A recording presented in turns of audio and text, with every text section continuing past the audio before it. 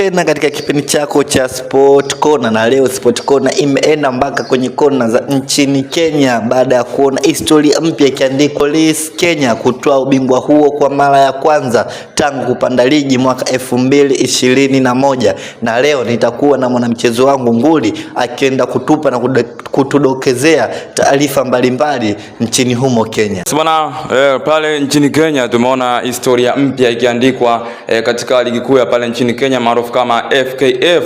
Ni Kenya Police ambao ndio mabingwa wapya wa msimu wa mwaka 2024 2025 katika ligi hiyo nchini Kenya baada ya kuudwaza ulimwengu, sio pale Kenya tu bali na hata nje ya mipaka ya Tanzania, kutokana na historia ambayo wanayo Kenya Police. Hii ni timu ambayo ilianzishwa rasmi mnamo mwaka 2014 na kupanda daraja rasmi katika ligi kuu ya pale nchini Kenya maarufu kama FKF msimu wa mwaka 2021. Baada ya kupanda msimu wa mwaka 2021, msimu jana ama msimu uliomalizika walimaliza ligi katika nafasi ya 3, lakini msimu huu wakaenda kuwa mabingwa wa hapo nchini Kenya. Na kikosi hichi cha Kenya Police msimu huu kilikuwa kikiongozwa na kocha aliyewahi kufundisha timu ya taifa ya Tanzania yani Taifa Stars pamoja na klabu ya Azam FC. Huyu si mwingine bali ni kocha Etienne Ndairagije.